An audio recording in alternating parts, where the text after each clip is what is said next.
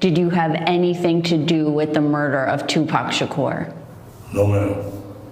No, ma'am. I wasn't even in the matter. I wasn't in the matter, period. Do you regret the book and the interview? Yeah, I was just after the money, and they said I was covered. I did it for the money. You know what I'm saying? And but did anyone tell you maybe it's not a good idea to do that because they might arrest you after they hear you say that or read it in your book? Like, did anyone close to you say, not a good idea? That was the ghostwriters. I didn't write that book. You know what I'm saying? I don't know nothing about no Winston Churchill, Frank Sinatra. Just read the book. You know I didn't write that book. You know what I'm saying? And the black thing, the lady, she gave me $150,000. But then when I was watching the interview this week, and the way you sort of go through it by play, like, then this happened, it's very believable. They wrote me a script to follow. My lawyer came with the script. It seemed like he was in bed with them the whole time. When you were talking in this interview about Tupac's murder and when you were doing this book, were you considering maybe his family at all? No, I just did it for the money, you know what I'm saying? I was trying to feed my family, you know what I'm saying? And it's wrong. It's just wrong. I'm an innocent man. And they said, yeah, crib. I haven't been around that stuff since like 89. I stopped that stuff, pulled up my pants. I'm not no leader, no Crips, or none of that stuff. That's wrong. They just trying to make their case look good or something. He's a leader of the Crips. He's way up there in the Crips. No, I'm not. You know what I'm saying? There's no color line. I'm messing with Bloods, Crips, everybody. You know what I'm saying? I was just the leader of the Crips. I helped Suge Knight get that record company together. You know what I'm saying? And why would I kill the guy that's making us the most money? You know what I'm saying? He's the best rapper back then. Why would I kill our money like that? It don't make sense. Suge Knight will tell you that I didn't do it. Has the DA's office offered you any plea deals, and would you consider a plea deal? I'm not gonna take no plea deal because I didn't do nothing. You know what I'm saying? And I'm 63, I had a cancer battle, and I got 3 stents to my heart. And the average American lives to about 74 years old. 10 years, I'm dead. So, well, I don't like taking a deal. You know what I'm saying? I heard it was like something 10 to 25. I'm not gonna do that. You know what I'm saying? I'm not gonna take a deal like that. And I have, especially after I haven't done nothing. I'm an innocent man. How concerned are you that you'll be convicted after this trial and you won't get to spend your final years with your family? Yeah, I think the 9th Circuit Court is gonna let me go. I think they're gonna let me go, because it's not right. I'm gonna be all right though, because God upstairs, he got me, and he know I ain't doing this. Yeah, and I hate I put my family in jeopardy like this.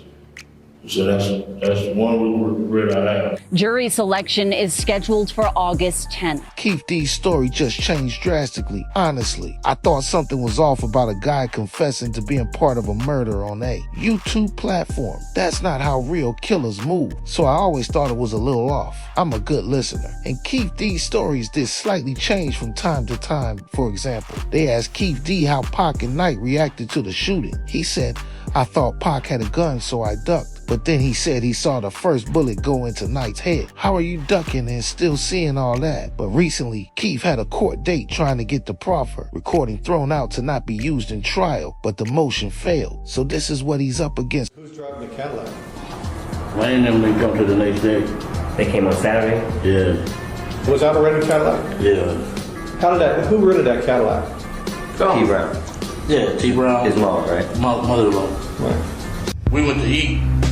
We was eating. And man, they came and said, "He just beat up Lane."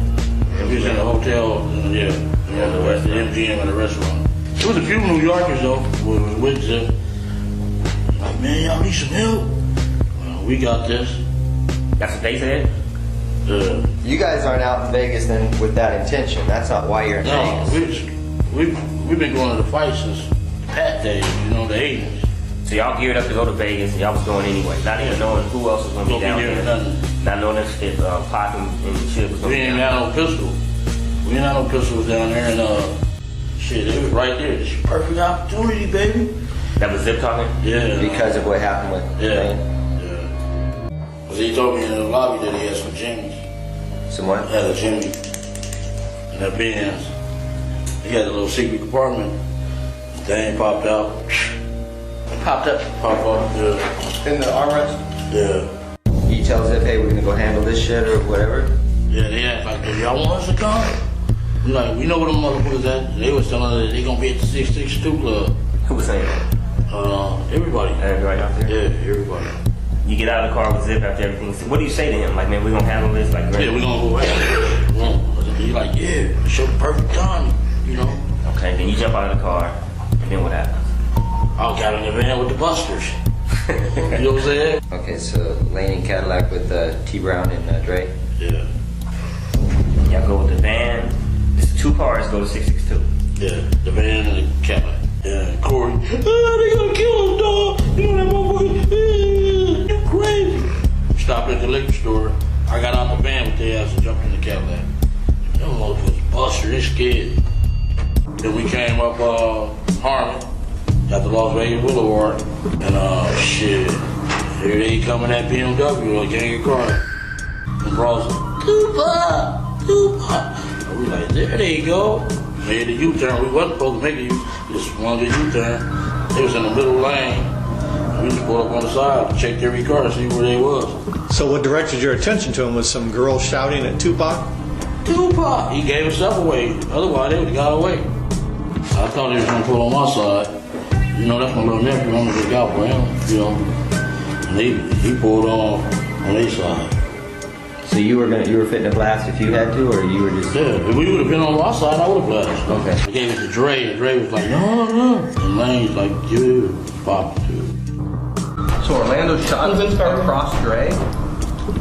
He leaned over on the window, he rolled down the window, pop.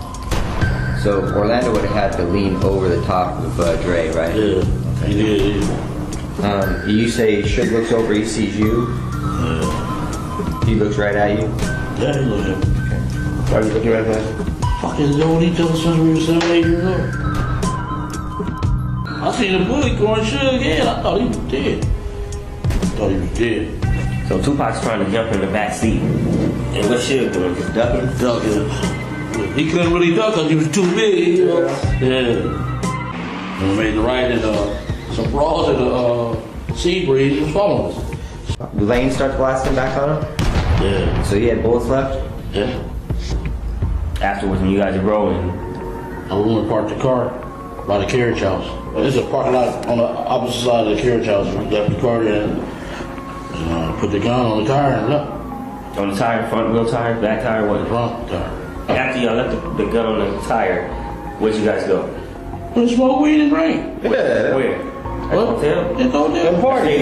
We on Las Vegas Boulevard at the crosswalk, and they pull up a damn lounge right next to us. With him in the car already? Tupac and Suge in the car. Y'all just This is close. Did they see you? Damn lounge was parked right here. Right next to it. That shit was funny as a bubble. And I ain't ever told nobody that story. So it's Harrell, you, Puffy, Zip, and a bunch of Southsiders. And what Puffy makes kind of an announcement? Yeah, that was stupid as hell too, you know. What did you actually hear? What was the words, if the best you can remember what he says? Shit, he said he'd give us anything for them dudes there, you know? Yeah. Give you anything for these guys' head? Yeah. Yeah, he said it in front of all those people. I couldn't believe it. You know what I'm saying? In Anaheim? Yeah. Whole room full of Crips. So this is after Jake got killed? So he was on point. He was worried about something happening. Yeah. She had miles off about a bunch of different stuff, so he was scared. It was He was scared to death, yeah. Okay. Okay. What happened that made it something other than just him frustrated and boasting? Now, I don't have to give you guys anything. I mean, what made it a specific, like, hey, I'm serious, I want you guys to kill these guys? I mean, When he told me the greenback. how's it go? How's the conversation go? I mean, okay, listen, I'll do it, but I need $500,000, or, you know, I've got somebody who will do it, but I need 300. I mean, we need really specific details regarding that. Yeah, we wanted $1 million. You said you walked downstairs. Did he say, come meet me downstairs? Yeah, he said, come on downstairs and talk to you. He tells you, seriously, man, I need to get rid of these guys. I mean, he's looking at you in the eyes, and he's like scared. Yeah. So in your opinion, the specific reason he asked you to come downstairs and talk to him was about that thing, not about liquor or anything. It was about that. Okay. You tell him we'll do it for $1 million, and he's like, okay, I'll do it for $1 million. Yeah. He agrees. You shake on it or something like that. Yeah. What happened? Gentleman, he like, man, shit, we'll wipe the ass out quick. You know, it's nothing. Who brought up the amount of $1 million? Shit, he did. Puffy did? Yeah. Okay. Wasn't you? No, it wasn't me. $1 million out there. Yeah, take it for 50. You know what I'm saying? Shit. So he brought up them $1 million. Yeah. Them project dudes will kill your ass for $1,500. If he was played or coached into spilling all of that, it really backfired on him, he said a lot. The Pac situation has been saturated with so many cover-ups, myths, and theories over the years that it is hard to know what to believe. But one thing is clear, a lot of people don't trust the official narrative. With that said, if the state is going to treat his proffer and statements as credible, enough evidence to put him away, it raises the major question of why the Diddy allegations mentioned in those exact same statements weren't pursued for criminal charges. A new bombshell in the investigation into who killed Tupac here in Vegas in 1996. The only man currently facing murder charges in the case, Dwayne Keefe D. Davis, claims that Sean Combs, also known as Diddy, paid for a hit on Tupac. According to court documents, Davis made these claims in separate interviews, including one with Metro Police, suggesting that Diddy paid Eric Von Martin $1 million for the killing. Right now, Davis is fighting for bail ahead of his murder trial, which he has pleaded not guilty. I killed nobody, never did, ever kill nobody. They don't have no evidence against me. Came and put me in Las Vegas. 61-year-old Dwayne Keffe D. Davis says the night of the murder, September 7, 1996, he was in Los Angeles, 300 miles from the Las Vegas intersection where Tupac Shakur was gunned down. Prove that I orchestrated this. You know what I'm saying? Your key witness orchestrated this. They top witness is the lead suspect. The defense pointing to someone else, Reggie Wright Jr., a former cop and security guard for record mogul Suge Knight, who was driving the car Tupac was in the night he was shot. Wright has denied any involvement and has said, "It bothers me because I was in charge of possibly protecting this young man." And prosecutors say Davis incriminated himself in his 2019 memoir, Compton Street Legend, and in this on-camera interview. You said the shots came from the back. Who shot Tupac? To keep it for the code of the streets. It just came from the backseat for him. Davis now says his previous admissions connected with the shooting were made under duress and for money, claiming he did not write his own memoir and was fed information by police. He clearly blamed Reggie Wright Jr. for being the mastermind. And that's kind of questionable considering this clip I found. I think we all heard Knight saying Reggie was changing stories and wasn't even there. And this the perfect example and definitely should make you wonder what else he lied about, and it's a perfect example of why people don't trust the official narrative. This is a lie that I told back in the day.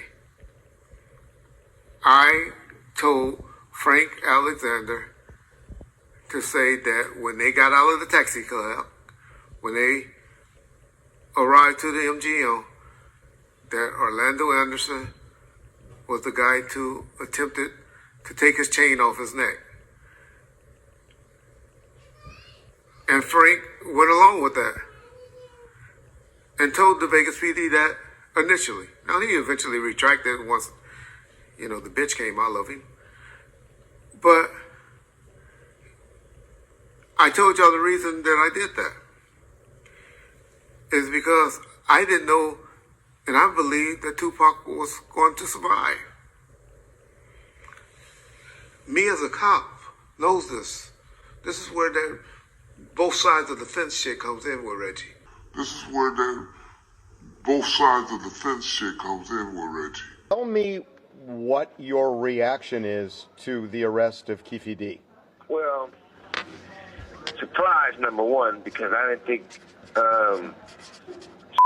Keefe D would never get arrested.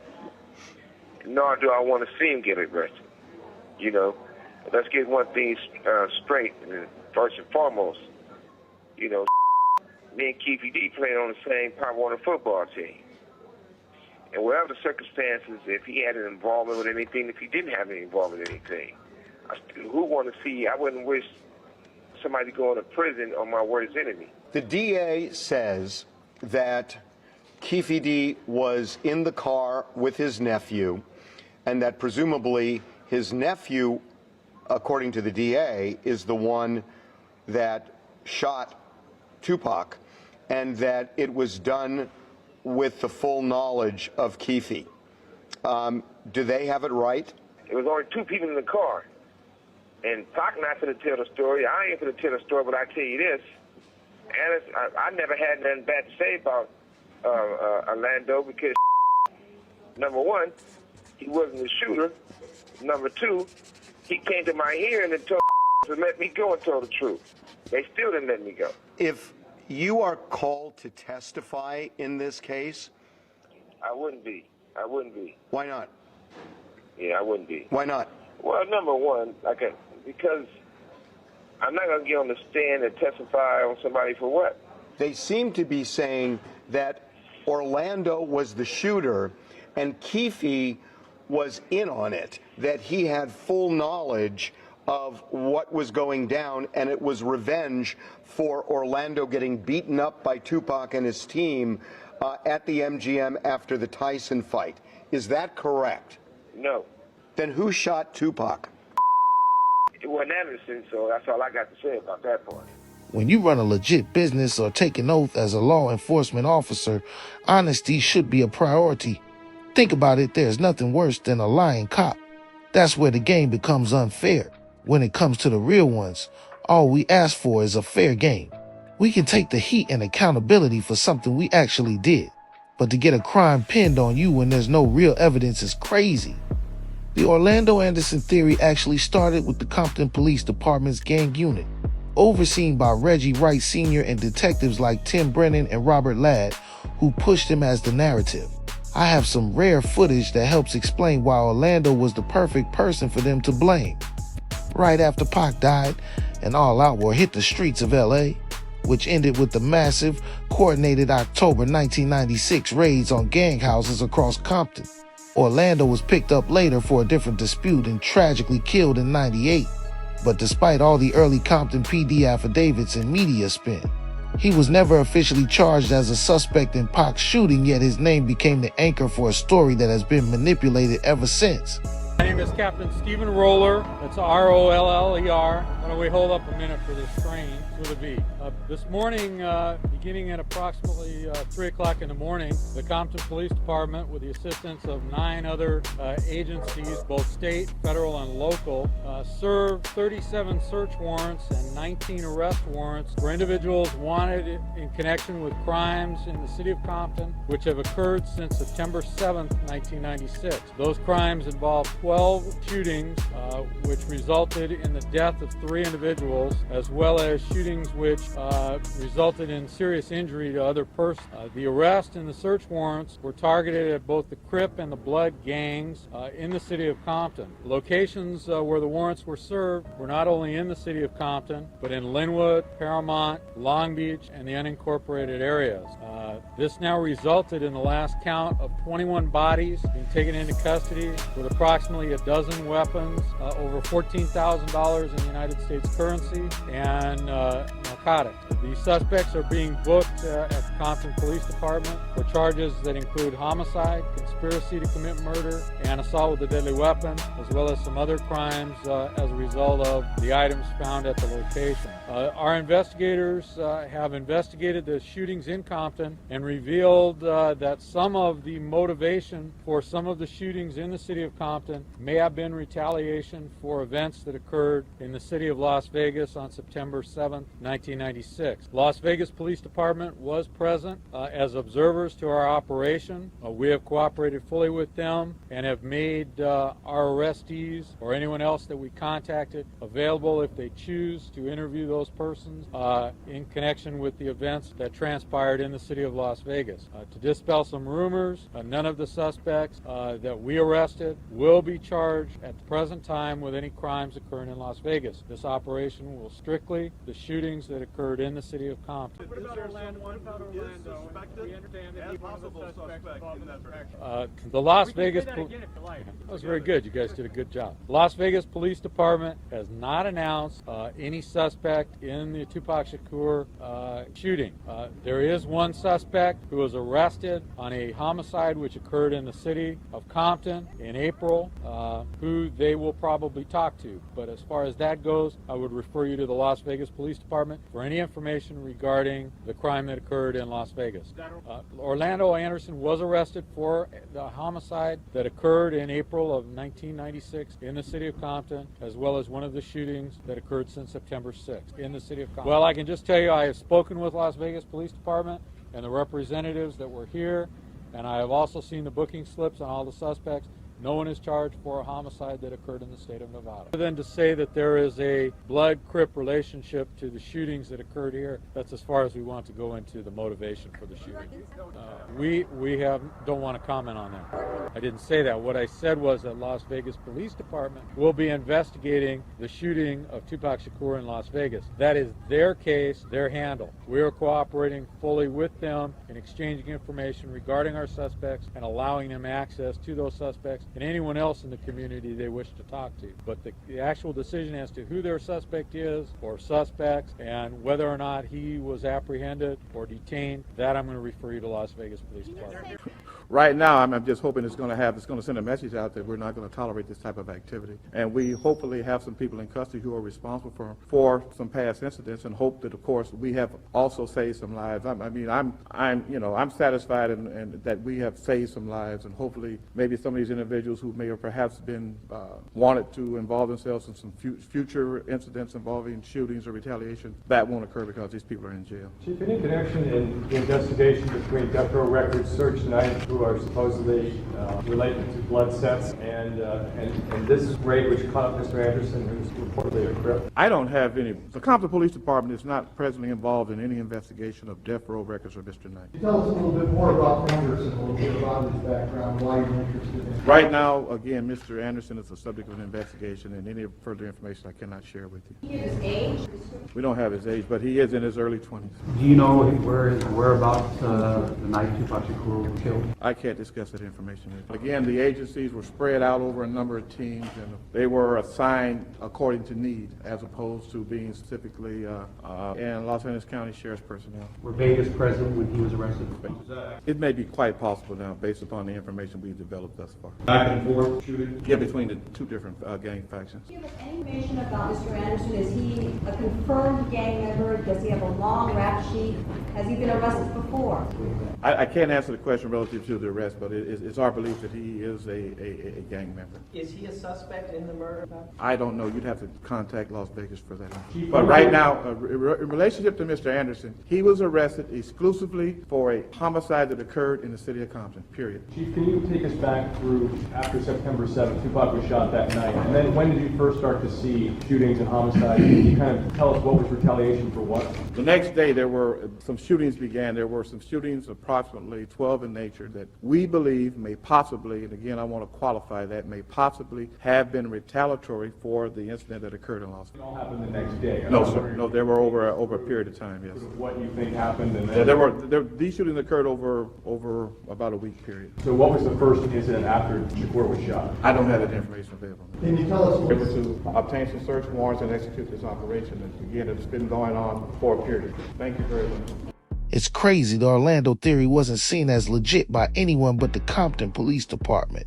Honestly, I thought he was an official suspect for years, but I guess it was mostly a Reggie Wright narrative. That's it for the video. I hope you learned something new from this breakdown. As for the Proffer interview, I don't know if he was lying or not, but it doesn't look good from the outside looking in. Let me know your thoughts in the comments. I appreciate all of you for staying tuned in, and I hope you all have a great day. If you're new here, don't forget to subscribe. I appreciate all of you who hype and share the video. That helps a lot. Thank you again, and catch you on the next one. Peace. I'm not in kill Tupac. I'm telling Keefe D this, out of my mouth to his. He better do a snowfall. He better do a freeway wreck. And tell him, because partner, your story don't line up. Now they don't need you anymore. Man, it's time to eliminate him. But this is bigger than what people think. It was a move to get rid of Suge. Suge did not play with the rules that white America wanted him to play. Look at the people that profited. Everybody that didn't have the story of what they wanted to be here. Frank Alexander, dead. Michael Moore, dead. Montreal, dead. All the members in the car with Orlando, but Keefe D, dead. He only alive for right now. Everybody believe, well, Keefe D said he got a deal with the feds, who was his handler, a deputy DA. He made a proffer agreement with the feds because he got busted with drugs. You have to start looking at logic. Negroes, we deal with emotion. Oh yeah, he killed. And 9 months later, after Orlando gets killed, amazingly, the Compton PD go to his girlfriend's house and get the murder weapon. Gaddafi was one of the outlaws. He described who arm was out, and it wasn't no tall, dark-skinned dude. It wasn't no tall, dark-skinned dude that he described. And Gaddafi dead too, right? It's bigger than Keefe D. He better do a snowfall. He better tell Osei, man, who made that story up for you? It was way bigger time people that was gonna go down with, you know what I'm saying? A lot of people was gonna go down. If I wouldn't have said nothing, everybody, we'd have lost our whole community, lost all my homies, you know what I'm saying? Shit, they shredded the indictment. So I really did a lot of people a favor. They should be thanking me. Gaddafi came up to me and Gaddafi said, "Lo." I said, "What happened?" Gaddafi said, "Lo, it was a white Cadillac." And he said, "Man, it was a light-skinned dude, looked something like you. Lo stuck his hand out the window and started busting." This is what Gaddafi told me. And the reason why I remember it so good, because he said, "Lo, he was light-skinned like you."